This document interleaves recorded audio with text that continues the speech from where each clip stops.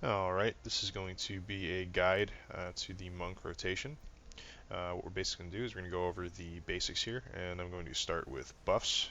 You have three as a monk, which are Fists of Fire, Fists of Wind, and Fists of Earth. Fists of Fire increases the damage dealt, Fists of Wind increases your movement speed, and Fists of Earth reduces the damage that you take by 10%. So there's different situational uses for all of these. They can be cast off the global cooldown, and they can be switched for different situations when you need them.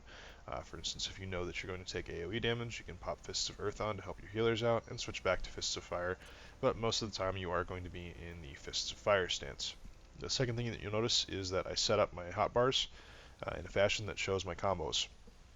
So just a basic thing before we get into the actual rotation. As you can see, the second column will all light up, and then the third column will all light up. And this is just to help me visually keep track of everything. So it's something that I did, something that I really do enjoy, that helps me play Monk just a little bit better, and just keep an eye on everything that's going down. So this guide will be to a beginning rotation without the use of Perfect Balance, as my personal preference is to save Perfect Balance for when there's going to be a disconnect, unless I know for a fact that it's going to be up by the time the major disconnect comes. So without further ado, we're going to get started. You open up with a Dragon Kick, and then you pop into a Twin Snakes, and then you do Demolish. You again do Dragon Kick, then Twin Snakes, then Snap Punch. And then you go behind the target and you do Bootshine, True Strike, and Snap Punch. At this point in time, you're going to have 3 stacks of Grease Lightning. You pop on Touch of Death, you switch into Blood for Blood, you pop Internal Release, and you go through a Snap Punch combo. You watch for Demolish to wear off, which it just has, and then you cast it again. As long as you can, you're going to be using these abilities, Howling Fist and Mithril Peak, off cooldown, and going through the Snap Punch combo. You want to make sure that you keep Dragon Kick debuff up all the time, because it increases the damage that you deal. If there's more than one monk in a party, you're going to want to coordinate with that monk to find out who the Dragon Kicker is. If you are not the Dragon Kicker, then you want to use Bootshine in place of that.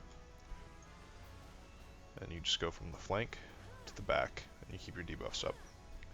You rotate damage over time abilities in as possible, and as they wear down.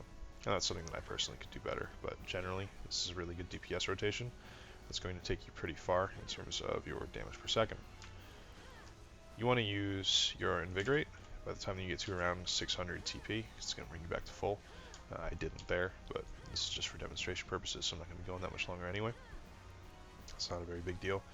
You want to use Demolish as close to on cooldown as possible. And again, this is a demonstration purpose video, so I'm not really staying on top of that. But Blood for Blood is something that you want to use on cooldown unless you know big damage is coming. You don't want to make this difficult on your healers any more than you need to. And this rotation here is going to get you about 260 DPS with a Relic +1. So I'm just going to let this wind down, and hopefully this helps people out. If you have any questions, please feel free to let me know. Check the comments from time to time. Otherwise, enjoy.